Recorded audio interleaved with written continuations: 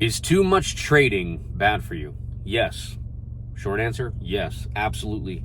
If you're super focused on the charts and you're not giving yourself time to reset, rewire your brain every single day, it's going to be detrimental. You are going to prolong your success because, for the simple fact, too much of anything is bad for you. So if you're in that weird phase of going to sleep, waking up, immediately looking at the charts, going to work, looking at the charts while you're at work, coming home, looking at the charts, whether you're not trading or you are looking for a trade, which is over trading, that's a whole other problem. You need to understand that if you are not setting aside only, 1 to 2 hours of your day to look at the charts, you shouldn't be studying anymore after you've focused on a strategy that works, and you should just be forward testing. Back testing is a huge thing. Yes, study, back test, as long as it takes for you to build your confidence and to have a set game plan.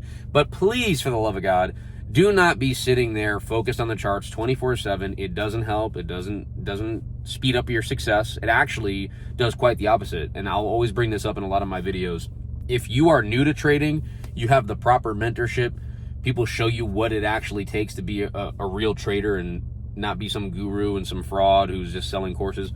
Even though I sell a course, that's besides the fact. I actually teach people something. But if you are going to commit to this journey, you need to understand that you cannot do it on a level of insanity. You can't. This is money we're talking about. So as for building a business, that's a whole other thing. You can be insane. There is no sleep. There is no break when you're owning a business and you're running a business.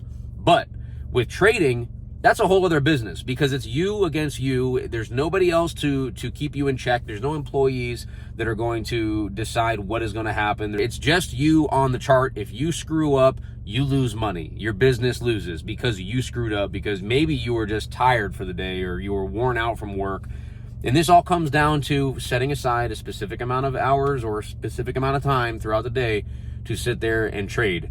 There's no reason to be staring at the charts 24/7. And this is coming from a guy who did this for years. I would wake up in the middle of the night at 3 a.m. for a London session. Then I'd wake up at 6 a.m. for New York session, pre-market on New York session. As soon as the market opens again for Asian session, I'm looking at the charts. I'm trying to find bro, you know how many years I would sit there, find a trade in New York session, have a beautiful trade. Beautiful, awesome, great, win for the day. It's never enough. No, I got to go there, maybe look at the chart one more time after I've already moved on with the day and I'm at the gym, and I would look at the chart and say, oh, there's another trade right here. Time to make more money because I'm a trader. I could just keep making money. I can just click a button. That whole fantasy, get out of here with that. So what you have to understand is that when you're going to sit here on the charts and focus, you need to have a game plan. There's only one plan of approach. It is look for one trade. If you win that trade, you're done for the day. If you find the trade and you execute on it, you lose it, give your trade a second chance. Always I learned that from Raja Banks, and whether you believe he's a real trader or not, he live stream traded for about 3 years, I think, 2 to 3 years, and I watched him for a long time. Or he gave a lot of psychological advice. So I will always repeat this: and find one trade, execute on that trade. If you lose that trade, then you can find another opportunity. Just don't overtrade and don't over leverage that next trade to make back your losses. If you win a trade, you're done. You get off. I always repeat this in my videos: get off of the charts. Don't go back later in the day and then lose your winnings. It's so simple to do, because that's why it all comes down to you thinking you need to make money when in reality you need to focus on it as not giving a shit. You just can't care, man. You cannot give a crap about trying to make money. No. It's just a skill set. It's just things going up and down on the chart, right? It is just things going up and down on the chart. It's candles going up and down on the chart, and you click a button. It is so simple, yet it is so difficult because it's so simple.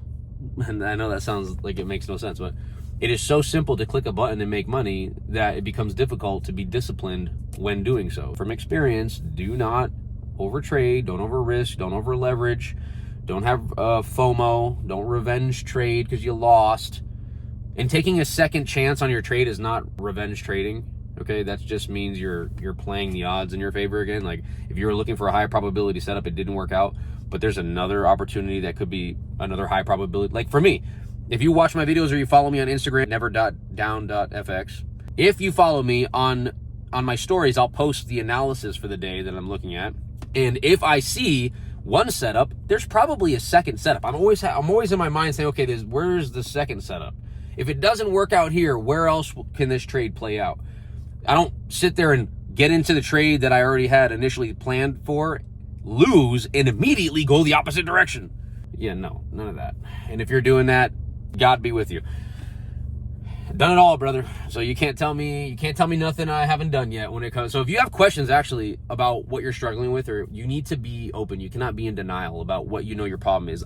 Brother, I would bang my head against the computer. I would punch my computer because I was so annoyed at how bad I was at staying disciplined. And it just took so long. It took so damn long just to sit here and say, oh, I don't even have to care anymore. Like that's how I become successful. I don't have to care anymore. Now I can make money, and now I can pay bills, and now I can go out and eat wherever I want. Tell me what you're struggling on. What do you know you need to work on that you're not doing? Why are we not just call yourself out? And I'll give you advice on it. On whatever specific problem you know you have. Because if you know you have it, okay, whatever. That's the hardest part, is knowing that you have the problem, right? Obviously, like we're not addicts here, but knowing you have a problem with a specific part of your trading, that's a big thing to be aware of, okay? The second hardest thing is going on a streak of fixing that problem. Fixing that issue that you know you have. You need to go as long as you can doing the right thing, knowing that, hey, so let's just say, for an example, if your problem is you overtrade, which every trader should have experienced this. If you were actually trading and you're taking the time in your life to focus on the skill set and start trading and blow accounts, blow challenge accounts, everything. If you are having a problem with winning a trade and immediately going into another trade, right? Overtrading can be simply defined as you take a trade, whether you win or you lose, you're still taking another trade. It all falls under overtrading. So overtrading, when you take a trade, you win, and then you want to take another trade. So why are we taking that second trade? It's simple. It's just greed, brother. It's just greed. It's a mix of greed and thinking you're always right, okay? So there's a little bit of ego and greed with your overtrading. And you don't think that you're a bad person, because that's everybody. That is everybody who's trading, everybody who is chasing this journey of becoming a successful trader, because you are different. You want to be the leader. You want to be right. You want to be your own boss. There is a little bit of ego involved with that. That's completely fine. But in the markets, it's very different. You can't bring that ego to the markets. You just have to simply look for your setup, take that setup, execute it. Like me, I will not take any trade.